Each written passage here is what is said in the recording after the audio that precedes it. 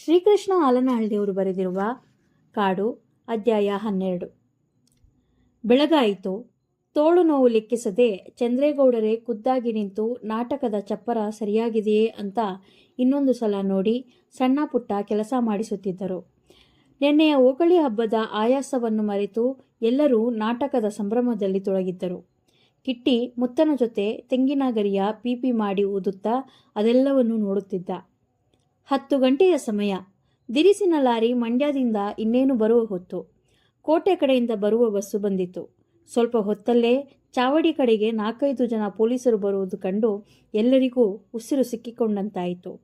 ಕಿಟ್ಟಿ ಅವರನ್ನೇ ನೋಡಿದ. ಎಲ್ಲೋ ಒಂದೊಂದು ಸಲ ಸಂತೆಯಲ್ಲಿ ಕಂಡಿದ್ದ ಪೊಲೀಸರಲ್ಲ. ದಪ್ಪ ಮೀಸೆಯ ಉದ್ದನೆ ದೊಣ್ಣೆ ಹಿಡಿದು ಬಂದವರು ಏನು ಮಾಡುತ್ತಾರೋ ಅಂತ ಭಯ. ಕೆಲಸ ಬಿಟ್ಟು ಎಲ್ಲ ಪಿಸು ಪಿಸು ಮಾತಾಡತೊಡಗಿದರು. ಪೊಲೀಸರು ಬಂದು ಮಾವ, ರುದ್ರ ಇಬ್ಬರನ್ನು ಈ ಕೂಡಲೇ ಕೋಟೆಗೆ ಹೊರಡಲೇಬೇಕೆಂದು ಹೇಳಿ ಜೇಬಿನಿಂದ ಕಾಗದವೊಂದನ್ನು ತೆಗೆದು ತೋರಿಸಿದರು. ಚಂದ್ರೇಗೌಡರು ಗಾಬರಿಯಾಗಲಿಲ್ಲ. ಅವರು ನಿಧಾನವಾಗಿ ಮಾತನಾಡುತ್ತಾ ಅರಳಿಕಟ್ಟೆಯ ಮೇಲೆ ಬಂದು ಕೂತು ಸೀತಾರಾಮಯ್ಯನವರನ್ನು ಕರೆತರಲು ಕಳಿಸಿದರು. ಸ್ವಲ್ಪ ಹೊತ್ತಲ್ಲೇ ಸುಮಾರು ಜನ ಜಮಾಯಿಸಿಬಿಟ್ಟರು. ಮೈಸೂರಿನಿಂದ ಕೋಟೆಗೆ ಹೋಗುವ ಬಸ್ಸು ಬರುವ ಹೊತ್ತು ಆಯಿತು. ಪೊಲೀಸರು ಒತ್ತಾಯಿಸುತ್ತಾ ಈ ಬಸ್ಗೆ ಹೊಂಟೋಗ್ಬೇಕು, ಹೊರಡಿ ಎಂದು ಅವಸರ ಮಾಡತೊಡಗಿದರು. ಮಾವ ಹಟ್ಟಿ ಕಡೆ ಹೊರಟಾಗ ಅವರ ಹಿಂದೆಯೇ ಇಬ್ಬರು ಪೊಲೀಸರು ಹೋದರು. ಕಿಟ್ಟಿ ರುದ್ರನ ಹತ್ತಿರ ಬಂದು ನಿಂತ. ಇನ್ನು 3 ಜನ ರುದ್ರಣ್ಣನನ್ನು ನಡೀರಿ ನೀವು ಎಂದರು. ರುದ್ರಣ್ಣನ ಮುಖ ಕಂಗೆಟ್ಟು ಹೋಯಿತು. ಮಾತಾಡದೆ ಅವರ ಜೊತೆ ಹೊರಟ. ಊರ ಅರ್ಧ ಜನ ಸೇರಿಬಿಟ್ಟಿದ್ದರು.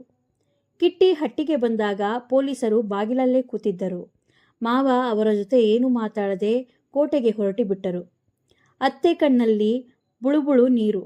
ಸುಮಾರು ಹೊತ್ತಾದರೂ ಸೀತಾರಾಮಯ್ಯನವರು ಬರಲೇ ಇಲ್ಲ. ಪೊಲೀಸರು ಎದ್ದು ನಿಂತರು. ಮಾವ ಜಿರಕಿ ಜೋಡು ಮೆಟ್ಟಿ ನಡೀರಿ ಎಂದರು. ಅತ್ತೆ ಜಗಲಿ ಕಂಬಕ್ಕೊರಗಿ ಮಾವ ಹೋಗುವುದನ್ನೇ ನೋಡುತ್ತಿದ್ದರು. ಕಿಟ್ಟಿಗೂ ಅಳು ಬಂದು ಅವನು ಬಿಕ್ಕುತ್ತಾ ಇವರ ಹಿಂದೆಯೇ ನಡೆದ. ಅವನಿಗೆ ಯಾಕಾದರೂ ಹೀಗೆ ಮಾವನನ್ನು ಪೊಲೀಸರು ಕರೆದುಕೊಂಡು ಹೋಗುತ್ತಿದ್ದಾರೋ ತಿಳಿಯಲಿಲ್ಲ. ಚಾವಡಿಗೆ ಬಂದಾಗ ಊರಿಗೆ ಊರೇ ನೆರೆದಿತ್ತು.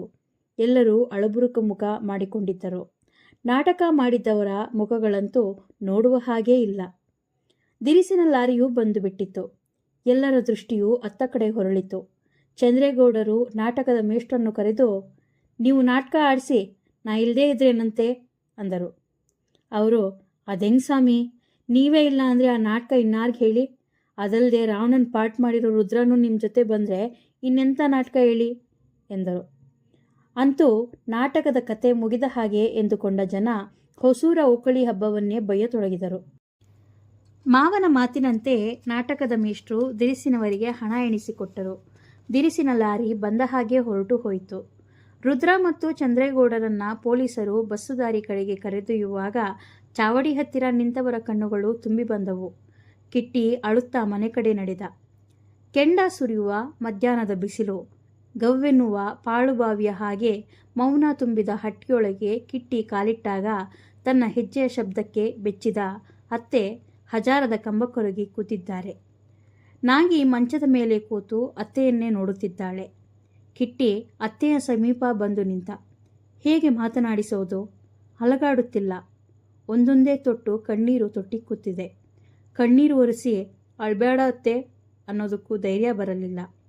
ನಾಗಿಯ ಹತ್ತಿರ ಬಂದು ನಿಂತು ಅವಳನ್ನು ಹೊರಗೆ ಕರೆದ. ಅವಳು ಮಿಸುಕಾಡಲಿಲ್ಲ.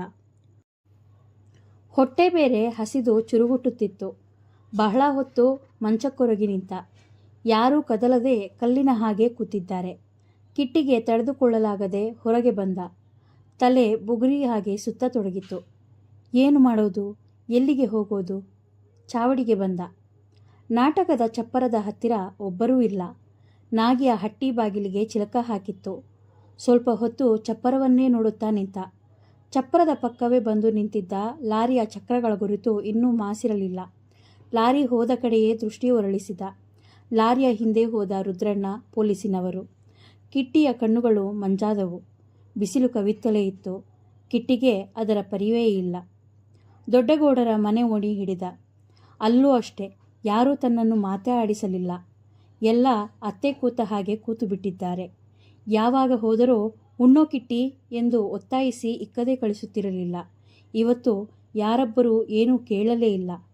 ಮತ್ತೆ ಚಾವಡಿಯ ಮುಂದೆ ಹಾದು ಊರಾಚೆ ಕೊಳದ ಕಡೆಗೆ ನಡೆದ. ಯಾವ ಕಡೆ ನೋಡಿದರೂ ನೆಮ್ಮದಿಯಿಲ್ಲ. ಎಲ್ಲೋ ದೂರದಲ್ಲಿ ಅಲ್ಲೊಂದು ಇಲ್ಲೊಂದು ಮಾತು ಕೇಳಿ ಬರುತ್ತಿದೆ. ಬಿಸಿಲ ತಾಪಕ್ಕೆ ಊರೇ ತೂಕಡಿಸುತ್ತಿದೆ. ಕಿಟ್ಟಿ ನಡೆಯುತ್ತಲೇ ಇದ್ದ. ಕೊಳದ ದಡದ ಮೇಲೆ ಬಂದು ಕೂತ. ತುಂಬಿದ ಕೊಳವನ್ನು ನೋಡಿದ. ಹೆಪ್ಪುಗಟ್ಟಿದ ಹಾಗೆ ಇತ್ತು. ಒಂದು ಸಣ್ಣ ತೆರೆಯೂ ಏಳುತ್ತಿಲ್ಲ. ಭಯಂಕರ ಮೌನ. ಕೊಳದ ಹಂತದ ಮೇಲೆ ಬಂದು ಕೂತ. ಬಹಳ ಹೊತ್ತು ಕೊಳವನ್ನೇ ನೋಡಿದ. ದಿನವೂ ಕಾಣುತ್ತಿದ್ದ ಕೊಳದ ಪಕ್ಕದಲ್ಲಿದ್ದ ಕಂಚುವಾಳದ ಹೂವಿನ ಮರ, ಬುಗುರಿ ಮರಗಳು ಕೊಳದೊಳಗೂ ಕಂಡವು. ತಲೆ ತುಂಬ ಏನೋ ತುಂಬಿಕೊಂಡಂತಾಯಿತು. ನಿಧಾನವಾಗಿ ಎದ್ದು ನಿಂತ. ಸುತ್ತ ತಿರುಗಿ ಕೈಯಲ್ಲೊಂದು ಕಲ್ಲೆತ್ತುಕೊಂಡ. ಇದ್ದಕ್ಕಿದ್ದ ಹಾಗೆ ದುಡುಮ್ಮನೆ ಕೊಳಕ್ಕೆ ಎಸೆದು ಬಿಟ್ಟ. ಸುತ್ತಮುತ್ತ ಬಿದ್ದಿದ್ದ ಕಲ್ಲುಗಳನ್ನು ಆಯ್ದು ಗುಪ್ಪೆ ಮಾಡಿಕೊಂಡು ಹುಚ್ಚು ಹಿಡಿದವನಂತೆ ದುಡುಮ್ಮನೆ ಬೀಸಿ ಒಗೆಯತೊಡಗಿದ. ಬೀಸಿ ಬೀಸಿ ರಟ್ಟೆಯೂ ಸೋತಿತು. ಆದರೂ ನಿಲ್ಲಿಸಲಿಲ್ಲ. ನಿಧಾನವಾಗಿ ಎಸೆಯುತ್ತಲೇ ಇದ್ದ.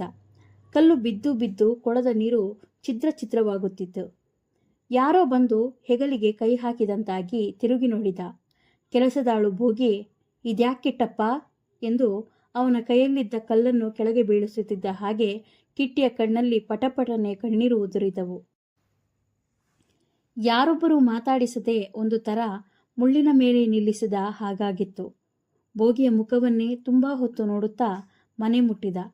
ಹಜಾರದಲ್ಲಿ ಸೀತಾರಾಮಯ್ಯನವರು ಅತ್ತೆಗೆ ಏನೋ ಹೇಳುತ್ತಿದ್ದರು. ಕಿಟ್ಟಿ ಅತ್ತೆ ಸಮೀಪ ಕೂತ. 3 ಗಂಟೆ ಬಸ್ಗೆ ಕೋಟೆಗೋಗಿ ಜಾಮೀನಿನ ಮೇಲೆ ಬಿಡಿಸ್ಕೊಂಡು ಬರ್ತೀನಿ ಬಿಡ್ಕಂಬ್ಲಮ್ಮ ಎಂದು ಸೀತಾರಾಮಯ್ಯ ಹೊರಟೇ ಬಿಟ್ಟರು. ಮತ್ತೆ ಮೌನ. ಕಿಟ್ಟಿಗೆ ಹೊಟ್ಟೆ ಹಸಿವು. ಕೂತಲ್ಲೇ ತೂಕಡಿಕೆ. ಕೆಟ್ಟ ಕೆಟ್ಟ ನೆನಪುಗಳು.